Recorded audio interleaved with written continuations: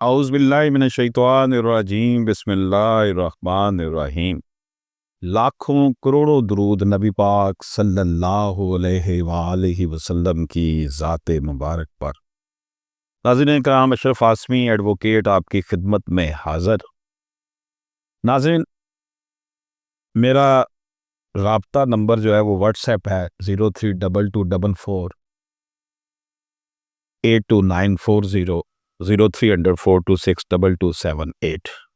یہ what's app ہے، ان کے ذریعے مجھ سے رابطہ ہو سکتا ہے، وائس میسج کے ذریعے۔ ناظرین کرام، پی آئی اے کل فروخت ہو گیا۔ اس حوالے سے مبصرین دور دور کی کوڑیاں لا رہے ہیں۔ کوئی کہہ رہا ہے جناب بہت سستا بیچ دیا، کوئی کہتا ہے جی انہوں نے اپنے بندوں کو کسی نواز دیا ہے، کوئی کہتا ہے کہ جناب اچھا ہوا، اتنا بوجھ تھا اس کا قومی خزانے پر۔ اصل میں گورننس کے جو حالات چل رہے ہیں پاکستان میں، وہ بتدریج بہتر ہونے کی بجائے بتدریج گریجولی آہستہ آہستہ اس میں فال ہی آیا ہے۔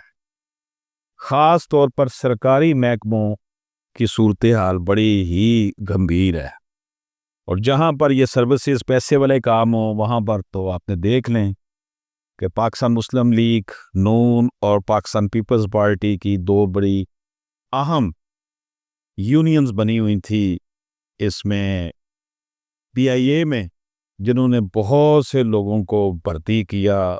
بھرتی کرنا کوئی غلط کام نہیں ہے، پیسے ان کو تنخواہیں دینا کوئی غلط کام نہیں ہے، بڑی اچھی بات ہے، لیکن وہاں پر مینجمنٹ بہتر ہونی چاہیے تھی، ادارے کو منافع میں جانا چاہیے تھا، وہ بھی نقصان ہوا۔ کرپشن، یہ تو ایک ایگزامپل تھی نا لوگوں کو نوکریاں دینے والی، یہ تو چلو 5-10% اس کا کنٹریبیوشن ہوگا اس کے فال کرنے میں، لیکن اوورآل ایک بندہ جو صرف چنگچی چلاتا ہے وہ اپنے بچوں کی روزی کما لیتا ہے، ایک ٹویوٹا آئی ایس والا اچھے خاصے پیسے کماتا ہے۔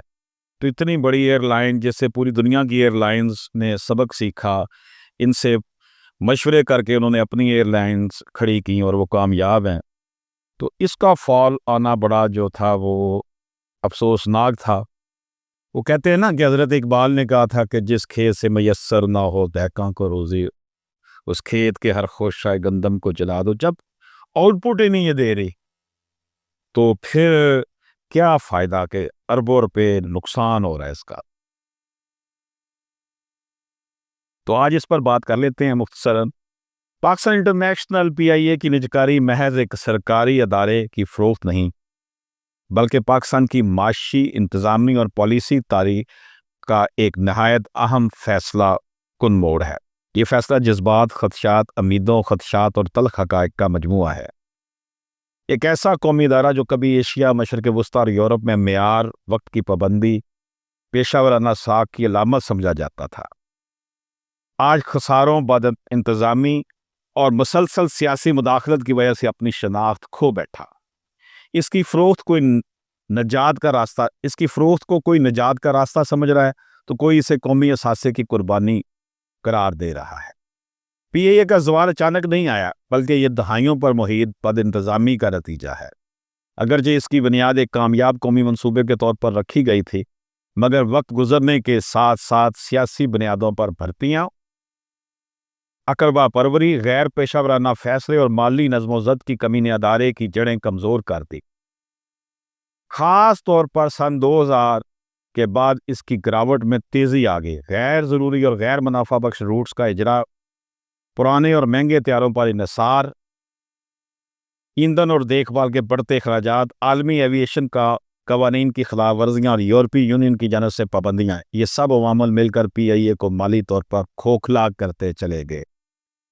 اس صورتحال کا سب سے بڑا نقصان پاکستانی عوام کو ہوا۔ قومی خزانے سے ہر سال اربوں روپے ایک ایسے ادارے پر خرچ ہوتے رہے جو اپنے اخراجات بھی پورے کرنے کے قابل نہ تھا۔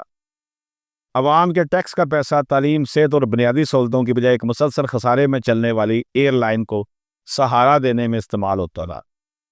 یوں پی آئی اے رفتہ رفتہ ایک قومی اثاثہ کم اور قومی بوجھ زیادہ بن گیا۔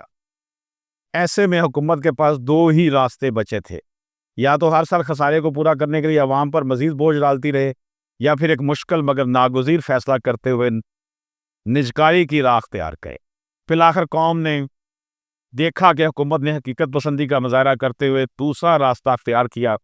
اس بار نجکاری کا عمل ماضی کے مقابلے میں نسبتاً زیادہ شفاف رکھا گیا، بولی کا عمل براہ راست نشر کیا گیا، بڑے اور معروف بزنس گروپس میدان میں آئے، اور کھلے مقابلے کے بعد سب سے زیادہ بولی دینے والے کنسورشیم نے پی آئی اے کی اکثریتی حصص حاصل کر لیے۔ یہ عمل کم از کم طریقہ کار کے لحاظ سے ایک مثبت مثال کے طور پر دیکھا جا رہا ہے۔ تاہم سوال یہ ہے کہ اس نجکاری سے عوام کو کیا ملا؟ بظاہر عام آدمی کو فوری طور پر کوئی رعایت، سستا ٹکٹ یا بہتر سہولت نظر نہیں آتی، لیکن معاشی زاویے سے اگر دیکھا جائے تو سب سے بڑا فائدہ یہ ہے کہ حکومت ایک مسلسل خسارے میں چلنے والے ادارے کے بوجھ سے نکل آئی ہے۔ وہ وسائل جو ہر سال پی اے اے کو بچانے کے لیے جھونکے جا رہے تھے، اب ریاست ترجیحات کے مطابق تعلیم، صحت، روزگار اور انفراسٹرکچر پر خرچ کر سکے گی۔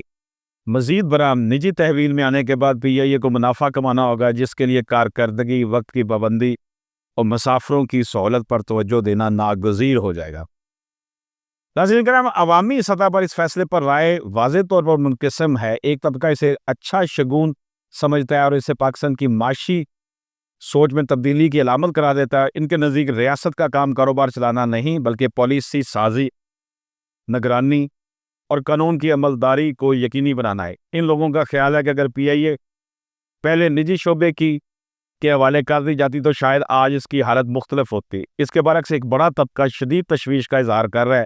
ان کے خدشات میں ملازمین کا مستقبل، روزگار کا تحفظ، ٹکٹوں کی قیمتوں میں اضافے اور قومی شناخت کے متاثر ہونے جیسے سوالات شامل ہیں۔ معاشی ماہرین کی اکثریت اصولی طور پر نجکاری کے حق میں نظر آتی ہے، مگر وہ اسے بغیر شرائط کے قبول کرنے کو تیار نہیں۔ ان کے مطابق نجکاری اسی وقت فائدہ مند ہوتی ہے جب اس کے ساتھ مضبوط ریگولیٹری فریم ورک، شفاف احتساب اور حقیقی مسابقت کو یقینی بنایا جائے۔